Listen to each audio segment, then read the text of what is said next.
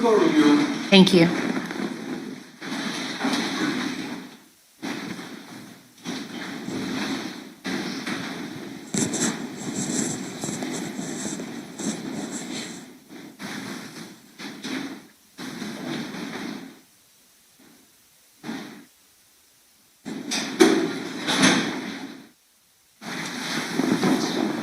Okay, welcome in, everyone. Everyone may be seated. If you could get Detective Johns again.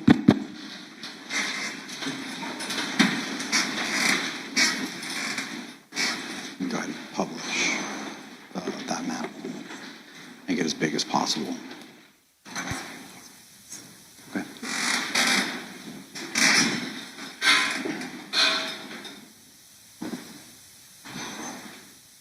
All right, Detective Johns, just make yourself comfortable again, okay?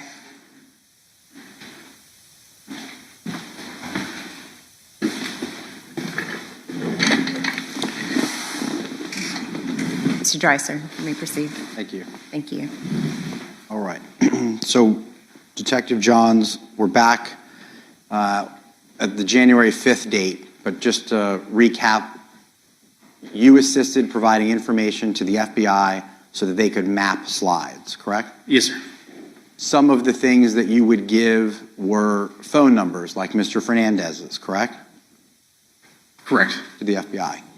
So let's look at the top of, and can you see what's been marked and entered into evidence as State's Exhibit 182?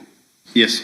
And 182 is a composite of all of the work that the FBI, Agent Blythe, did in this work? That's correct. In this case, excuse me, right? I think it's a slide as part of his overall deck, yes. Yes. There's a deck of slides. That's the work that Agent Blythe completed in this case. Correct. I'm now showing you one of those slides. Yes. They're all in evidence, right? Yes. Okay. And at the top right corner, it says page 8. So that's an easy way to identify what slide we're looking at, right? Yes, sir. Okay. And then at the top, it says 904-566-2633. That was Mario Fernandez's phone number at the time, correct? Yes. And then this is January 5th of 2022, so the month preceding the homicide. And it's between 10:56 and 11:51. That's what the slide is suggesting the data shows on page 8 of State's Exhibit 182. Is that fair? Yes.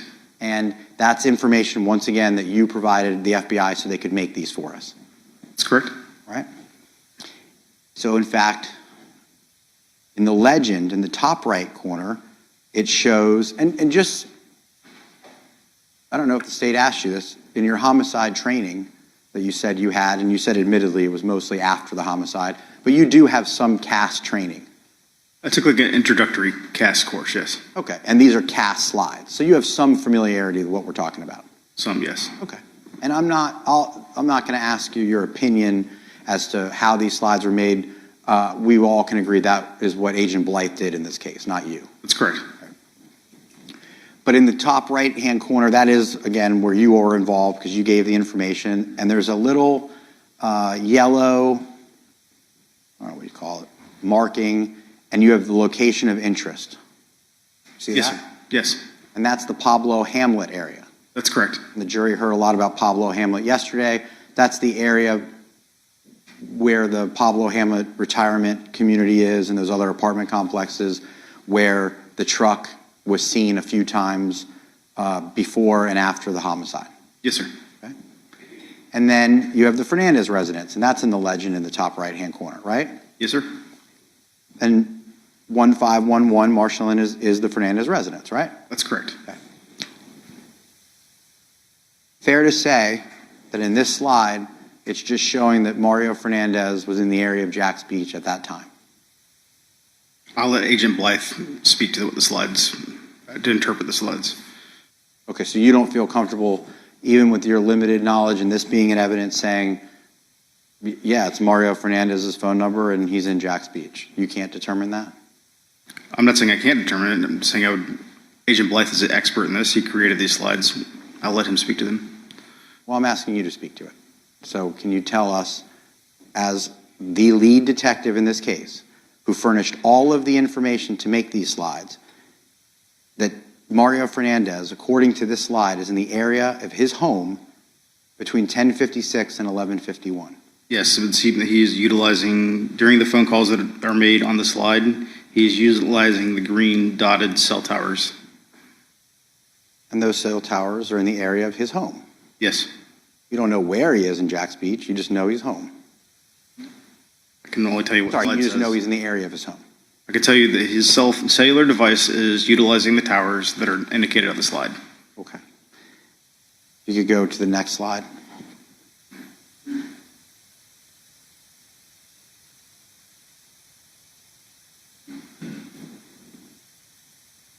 On the other hand, you also provided the FBI so they could make maps. Henry Tenon's information, correct? That's correct?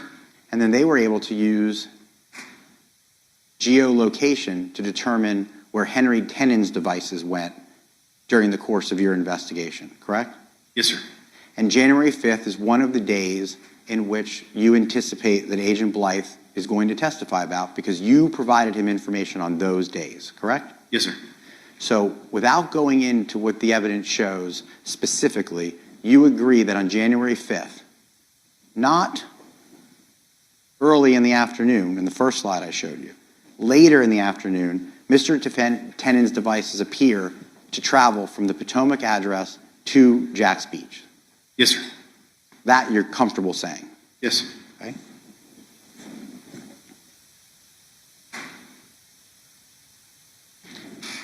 On this particular slide, page 9, you've added the crime scene, right?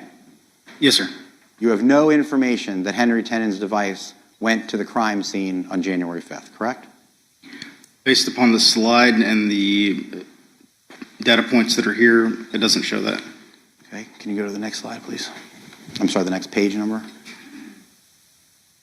This is a more zoomed in location of where the Fernandez residence, the location of interest is, correct? Yes, sir. All of this is Henry Tenon's device, correct? That's correct. Looking at page 9 or 10, you have no information as to where Mario Fernandez is on January 5th. Not on the slide, no. Okay. And I'll give you an opportunity to look at all of the slides from January 5th. But in all of the information that you provided the FBI on January 5th, you have no information as to where Mario Fernandez is on that date, correct? There are no data points available, correct? There are no data points available, therefore, you don't know where Mario Fernandez was on January 5th, correct? There is no physical evidence to say where he was at. Okay. Do you agree that's the same thing as saying you don't know where he was at? Correct. Could be at his house. Correct. Could be anywhere else, you have no idea. Correct. All right. So now, on January 5th, Henry Tenon's device does travel into the area of the Fernandez residence and the Pablo Hamlet residence, correct? It travels to the data points that are here, which is, looks like down 15th onto Marsh Inlet and then down to the Cradle Creek area and then a little bit down Fairway. Okay. Because of what you said about your comfortability, I'll save my cross-examination for Agent Blythe as to where exactly it went. But in this slide, no information about Mario Fernandez. That's correct. Okay. And I'm sorry, I'm going to stop saying slide. Page 10, can you go to page 11? This is more time period. Yes. Mr. Tenon's devices, correct? That's correct. No idea where Mr. Fernandez is or his devices are. There's no information on the slide now. So you did not provide that to the FBI, and you don't know. Correct. Next page.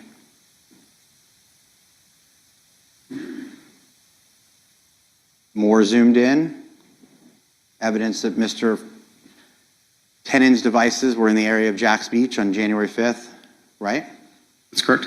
No information as to where Mr. Fernandez is that day. No. Okay. There's not a single piece of information that you can provide this jury on January 5th that you know that Mario Fernandez was with Mr. Tenon. There's no physical evidence available for that now. There is no evidence of that. Correct. And on January 5th, Henry Tenon was still the tenant of Mr. Fernandez, correct? Yes.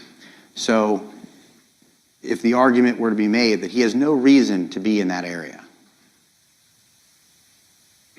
his landlord lives in that area, correct? That's correct. It's the 5th of the month, correct? Correct. It's the last month that Mr. Tenon was a tenant of Mr. Fernandez, correct? I believe there's some information. I don't remember he was the end of December when he stopped being his tenant, or was it the beginning of January? So you don't know as you're the lead. I mean, I'm asking you. Jeremy Ordway became the tenant of Potomac come February 1st, correct? Yes. Okay. So it's the last month that Henry Tenon was at the home prior to Jeremy Ordway, correct? That's correct. I mean, I don't know exactly when Mr. Tenon's lease ended, is what I'm saying. Understood. You did learn during this investigation that Mr. Tenon was having a hard time keeping up with his rent, correct? Yes. Okay. And that Mr. Fernandez was trying to work with him the best that he could, correct? I believe there was some conversations that he was trying to work with him, yes. And he was trying to get whatever money he could until he just could no longer keep him there because he just couldn't keep up with his rent payments, correct? I assumed that was the case, but I mean, I don't know exactly when the lease ended, is all I'm saying. I gave you that. We don't know exactly when it ended. We just know when the new one started. But at this point in time, it's January 5th, and a person who at that time or just prior to, who you just told the jury was having a hard time keeping up with his rent, is briefly in the area of his landlord's house for about 30 seconds on January 5th, correct? That's correct. And that's all the information that you have. Based on this, yes. Okay.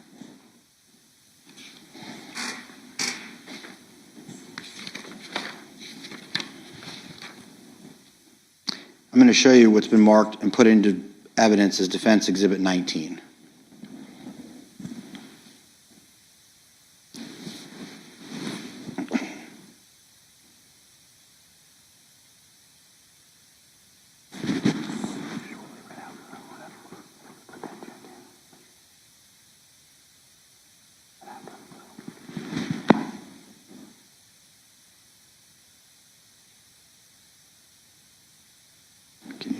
Can you make that bigger? Okay, scroll down a little bit. All right. I'll zoom in. You and I may be more familiar than the jury with the evidence. You've seen this before? Yes. Okay. And this is a rental agreement between Jerry Ordway and Jeremy Ordway for the Potomac address, correct? Yes. And this is the, and it's signed, if you scroll to the bottom. It's signed by Mr. Fernandez, correct? That's correct. And it's signed by Jerry Ordway and Jeremy Ordway? Correct. And it's 1/27/22, right before the 1st of February. Yes, sir. And you were able to find that lease at Potomac when you guys did the search at Potomac? Yes, sir, that's correct. And you were able to confirm with Jeremy Ordway that he lived there and he was the tenant? That's correct. Okay, so that all adds up. Yes. And through your investigation, you learned that Jeremy Ordway did in fact pay rent to Mr. Fernandez. Yes. You saw checks where Jeremy Ordway wrote his rent payment to Mr. Fernandez? Yes. You confirmed that people that would live at Potomac would also do some work to improve the property, and sometimes that would subsidize their rent, correct? That's a vague question. I don't understand. Okay. Mr. Ordway was confirmed that he did some work at Potomac while he was living there. Yes. Okay. You learned that Mr. Tenon did work at Potomac while he was living there. It was stated that he did some work, yes. Okay. No dispute that Jeremy Ordway took over and continued to pay Mr. Fernandez for living at 5239 Potomac Avenue. No.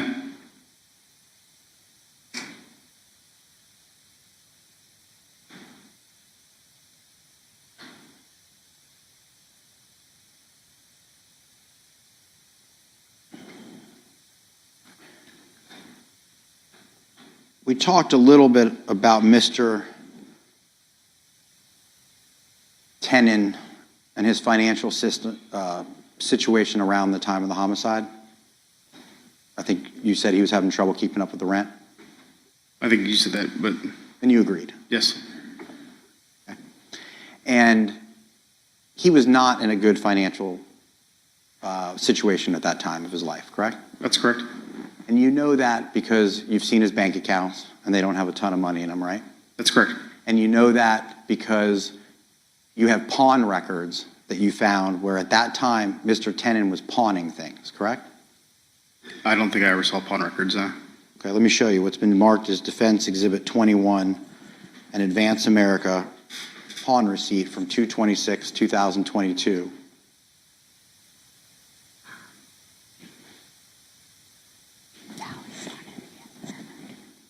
Oh, I'm sorry. I said the wrong thing. Pawn receipts. Advance America is he went on 2/26/2022 in Defense Exhibit 21, and he got a Cash advance. cash advance. Yes, sir. Okay. So approximately 15 days or so after the homicide, Mr. Tenon went and got a cash advance. That's correct. And as a detective, that would tell you that he needed money, correct? That's correct.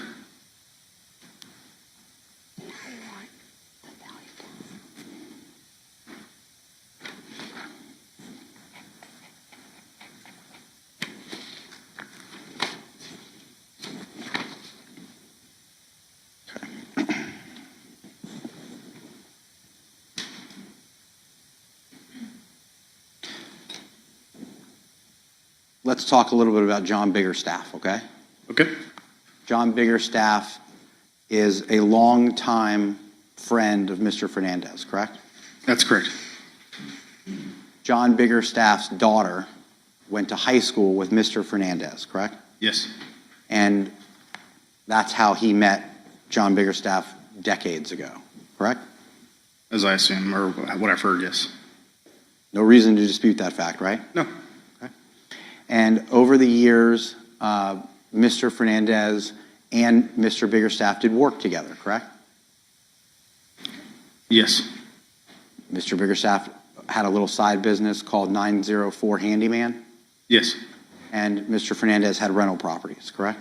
Yes. And there's no dispute, because I'm going to show you what's been marked into evidence here in a little bit, that you know that John Biggerstaff went to Potomac and did work. He did tile work there, correct? Yes. And you know that because you saw messages between them about doing tile work, and then we'll get into poll camera footage. You actually saw him show up and do the tile work. Right. All right. So no dispute that John Biggerstaff did work for Mario Fernandez. No. You also know that Mario Fernandez would hang out with John Biggerstaff from time to time, correct? Yes. They certainly weren't best friends, but they'd have a beer together every once in a while, right? That's correct. You also know in this case that John Biggerstaff's son, Juan Biggerstaff, around the time of the homicide, was getting married here in town, correct? Yes. And you know that Mr. Fernandez helped set up tables and chairs by using his pickup truck and delivered it to the wedding venue, correct? That's correct. You were able to confirm that with receipts from the table and rental company, right? Yes, sir. You were able to confirm that with some cellular data that Mr. Fernandez went after the homicide to a storage unit, and you were able to confirm that by people who saw him drop off tables and chairs. That's correct. Okay. So no dispute that they knew each other and they did things for one another like delivering tables and chairs, right? Correct. Like tile work, correct? Correct. On January 25th, you have reason to believe with cell phone data, and I'll save it all for Agent Blythe, that Mr. Fernandez went over to Mr. Biggerstaff's house on that date, correct? That's correct. You know, because we just talked about all the things, that that's not unusual that Mr. Fernandez would go to Mr. Biggerstaff's house, correct? I mean, I have a limited period of time that we reviewed, but it didn't seem unusual. Right, didn't seem unusual. And while he was there, you have no idea what he was doing at John Biggerstaff's house, correct? That's correct. You don't know if they were having beers. You don't know if they were involved. And let's just let's just get it out in the open. Mr. Biggerstaff was a swinger, correct? Yes, sir. And his wife was a swinger, correct? I never spoke to his wife about it. Sure enough, okay. But Mr. Biggerstaff wanted to film people having sex with his wife, correct? They were into that. I don't know. You don't know? I know on one occasion he did film his wife having sex, but I don't know. I can't say what he was into specifically Are you sure it was only one occasion, Detective? that I'm aware of. Would you like to see, not the video, I don't think that's necessarily important, that on other dates, there are other men, not Mr. Fernandez, who had sexual relationships with Mr. Biggerstaff's wife. You dispute that? No, Okay. And you don't dispute that Mr. Biggerstaff participated in that, correct? no, It wasn't that Ms. Biggerstaff was cheating on Mr. Biggerstaff. That was a lifestyle that they chose to live, correct? according to Mr. Biggerstaff, that's correct. And the videos that will spare the jury from watching that we found in this case and we saw with our own eyes, correct? That's correct. Because you got Mr. Biggerstaff's cell phone downloads, and when you got them, you saw the videos, right? I did not personally go through every single video, but there were a lot of explicit videos on his phone. You're not disputing what I'm saying to you, are you? I'm not. Okay, so just so we're clear, I'm not making this up. This is what was on the phone, right? That's correct. And on that particular day, the day I've been asking you about, January 25th, you've already told me you don't know what Mr. Fernandez was doing over at that house, correct? That's correct. Other times, you had seen a video where Mr. Fernandez did have sex with John Biggerstaff's wife, correct? That's correct. But on that day, there is no video, but you just don't know, right? Correct. Ears in the garage, sex with his wife, helping him build a tool bench in his garage, or the tens of thousands of other things they could be doing together. You just don't know, correct? I don't know. But what you certainly have no evidence of is that Mr. Biggerstaff gave Mr. Fernandez a 10-millimeter firearm, do you? There is no physical evidence of that now. Okay. When you say no physical evidence, there is no evidence of that, correct? There is no physical evidence of that. Okay. So let's talk about John Biggerstaff and this 10-millimeter. Yesterday, I thought I heard you say that it was a very rare weapon. Is that what I heard you say? Yes, sir. You also told me in one time that we've previously spoke that it was no golden goose. That's correct. Okay. You also said yesterday it's no unicorn. That's correct. There are tens of thousands of 10-millimeter firearms out in the universe, correct? It's probably accurate. I don't know exactly how many have been manufactured. And let's talk about John Biggerstaff's first, and then let's talk about what your investigation revealed as to other 10-millimeters, all right? Back in 2016, John Biggerstaff bought a 10-millimeter firearm, correct? That's correct. All right. So just a little time perspective here. The homicide's in 2022. Correct. We're going all the way back to 2016, right? Right. I'm going to show you what's been marked in evidence as State's Exhibit 191. Did you publish? All right. Can you see that? Yes, sir. And this is a firearms tracing document that the ATF did in the assistance of this case, correct? Yes, sir. And this is how we know that John Biggerstaff owned a 10-millimeter back in 2016, because he bought one, right? Yes, sir. He bought it legally, right? Yes, sir. There's paperwork on it, right? Yes. And we know that he had a Glock 40 Gen 4. That's the manufacturer and the model. That's in the top right-hand corner, correct? That's correct. And we also know that the serial number of that firearm is BBG L770, correct? Yes, sir. Okay. So that's the basis of how we all know that 6 years prior to the homicide, John Biggerstaff owned a 10-millimeter, right? Yes, sir. So then, you know that John Biggerstaff got himself in trouble right around the same time that he bought that gun, correct? Correct. He got arrested federally after the purchase of that gun in 2016, correct? Yes. And as a part of his arrest, a federal magistrate ordered Mr. Biggerstaff to forfeit and remove from his possession all of his firearms, correct? Yes. I'm going to show you what's been marked as Defense Exhibit 5.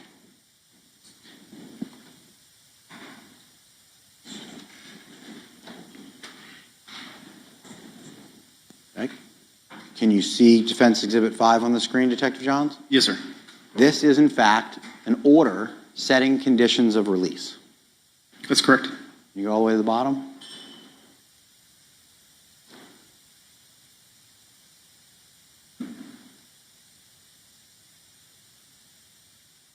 While I'm scrolling down, you can see refrain from possessing a firearm, destructive device, or other dangerous weapons.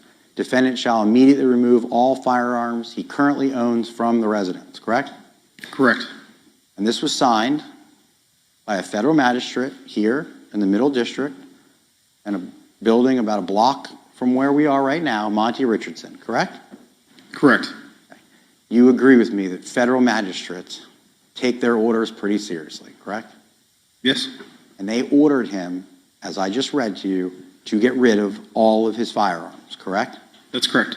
So in order for him to do that, you would agree they just don't take your word for it. They make you fill out a firearms affidavit where you mark all of your firearms, their serial numbers, their information, so that you show and prove that you no longer have them in your possession, correct? That's correct. All right. So now I'm going to show you what's been marked, and that was signed, for the record, October 28th of 2016. Correct. And he hadn't been convicted of a felony at this point. This is just when he got arrested. This was his conditions of release order. Correct. Just make sure that's clear.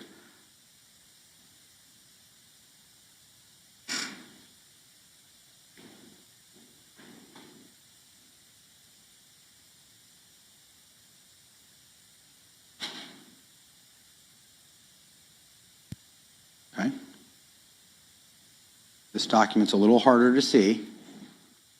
Blow it up. You know, State's Exhibit 190 is, in fact, the federal firearms affidavit that John Biggerstaff filled out in 2016, correct? I believe this list was completed by his son, but yes. Right, because of course he can't be in possession of firearms once Magistrate Richardson says you can't be around your firearms. So by the very nature of filling out a firearms affidavit, you have to have some help, right? Yes. Because if you sat there and did it yourself, you'd immediately be in violation of the order, right? That's correct. And you came to learn that law enforcement was present when they did this, someone from federal probation. I believe so. I don't know that for sure, but Of course, you weren't there, but that's what you learned, is that his son, Juan Biggerstaff, was there with someone from federal probation. that's what was told to us, yes. Okay. And he had he had 20 firearms, right? Yes. So let's just be clear what this shows and what it doesn't show. We know he bought a 10-millimeter firearm in 2016, previous to this federal firearms affidavit being filled out. Do you agree with that? Yes. So if we were trying to look to see if we had a unaccounted for weapon, this would be a good spot to find out, right? Let me ask a better question. We got to look to see if a known firearm that we know he owned is included on this federal firearms affidavit. That's an important detail, correct? Yes. Okay, so let's zoom in to line 7. Do you see line 7? Yes, I do. And you've seen this document before. This isn't Yes. the first time. It says Glock, right? Correct. It says 40 Gen 4, correct? Correct. So just let's go back in time, just one exhibit before. It was a Glock, right? That's correct. It was a 40 Gen 4, correct? That's right. And then I read to you the serial number, and I read to you BBGL 773, I believe. That's correct. Excuse me. The exact same firearm that Mr. Biggerstaff purchased in 2016 is documented as forfeited on his firearms affidavit, correct? That's correct.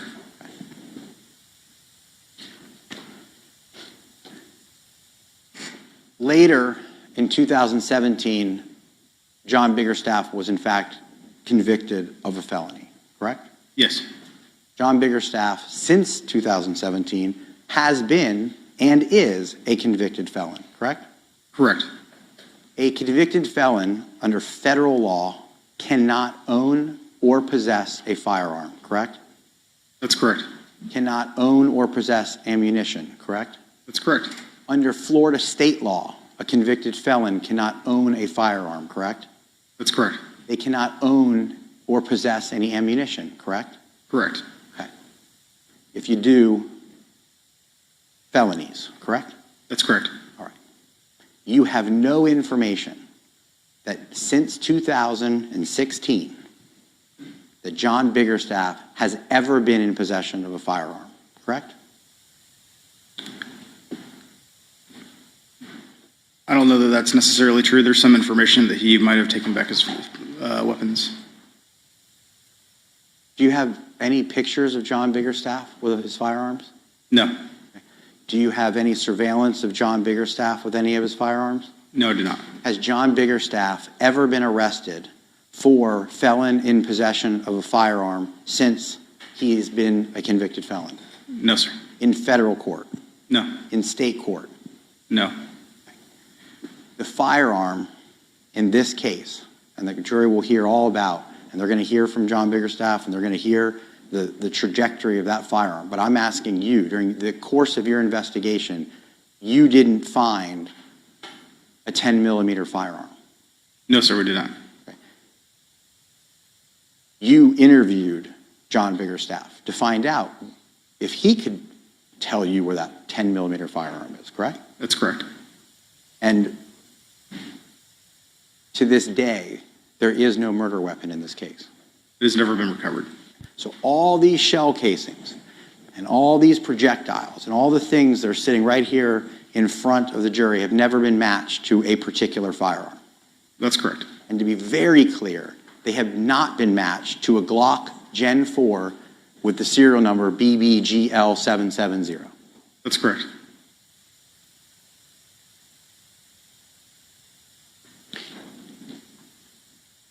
There has not been one single person to report to you that John Biggerstaff has had his firearms since 2017.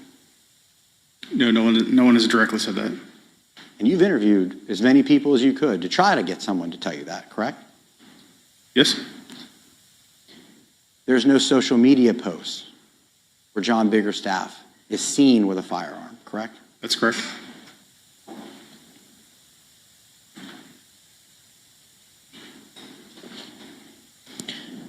Now let's talk more generally about these 10 millimeter, not unicorns, not golden goose weapons, okay? You did try in an investigative effort to see what you could find in Jacksonville regarding 10 millimeter weapons, correct? Yes, sir. And about a month after the homicide, for whatever reason, you chose to go, or you and your investigative team, to Beach's Pawn. You know what I'm talking about? Yes, sir. That's just one pawn shop out of, I don't know, probably 100 or more pawn shops in town. Yes, sir. Okay. Just one that you picked? We just, it's happened to be the only licensed firearms dealer in our jurisdiction. Due to the nature of pawn shops, we have a relationship with the owner. So we went to the pawn shop in Jack's Beach that we knew that we could go to the owner and ask for his assistance. And he assisted you? Yes, he did. Okay. I'm going to show you what's been marked and put into evidence as Defense Exhibit 55.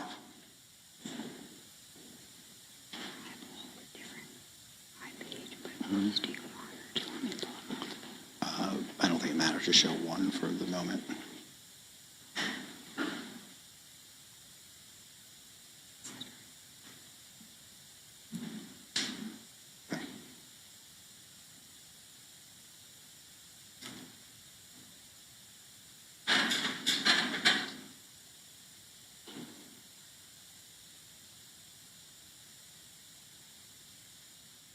when you went to the pawn shop, you were able to get some paperwork regarding 10mm firearms that were sold by Beach's Pawn, correct?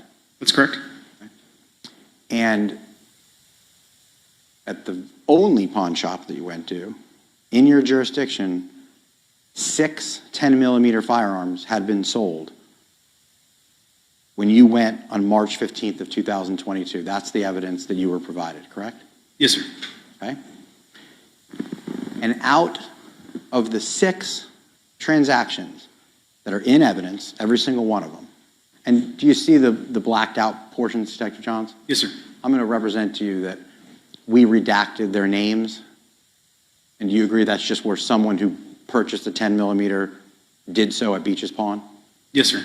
And do you agree just to protect their privacy, that's why we did that? That's correct. There's no other information on that sheet that gives you any more information other than, in this particular case, a Glock 40 10mm firearm, correct? Correct. And I'll show all of them to you if you need to, but would you agree with me that out of the 6 that were sold from Beach's Pawn, 3, 50%, were Glock 10mm firearms? Correct. The exact model and the exact caliber, thank you, of firearm that you were looking for. Yes. Okay. And you didn't interview any of those 6 people, correct? No, we did not. You just looked and you saw whether or not they were associated in any.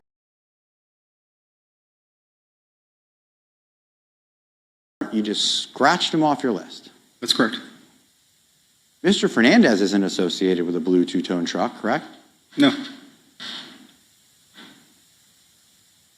Do you have any records from any of the dozens or maybe 100 other licensed firearms dealers in the greater Jacksonville area that I can show this jury of how many other 10mm were sold?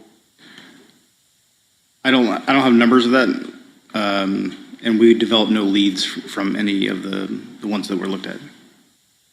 You only looked at 6. Correct. No leads because you didn't talk to anybody, right? Right. No leads were developed from them. All right, I'm moving on. Now I'm asking you about all the other places. You have no other paperwork for me to show you or for me to enter into evidence to say, yeah, they went to 20 other licensed firearms dealers, they got another 100 Glock 10s, and they did or did not speak to those people. That does not exist in this case. No. You didn't go anywhere else and specifically look to associate anybody connected with Henry Tenon or anybody else regarding a 10mm in this case. No.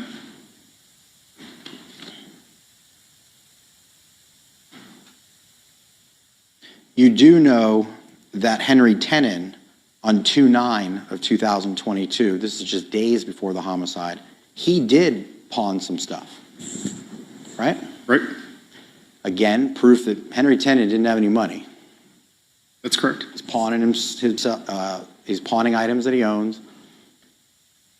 He's getting cash advances, correct? Correct.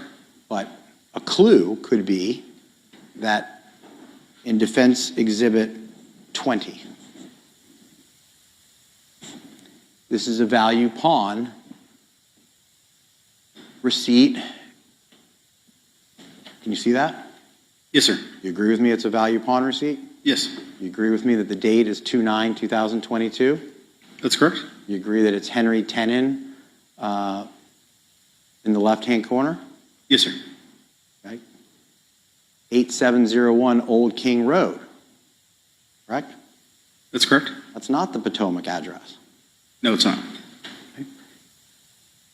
Did you ever go to Value Pawn and Jewelry, the very pawn store that you knew that Henry Tenon dealt with, to see if they had sold any 10mm firearms? No, it did not.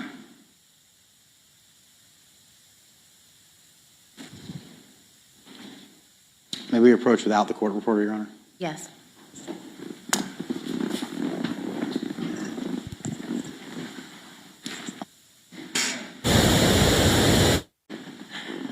All right, members of the jury, I've asked the lawyers, and both sides are doing a good job. I'm asking them on longer witnesses to kind of do what I would normally do, which is kind of pause at a natural point in their examinations.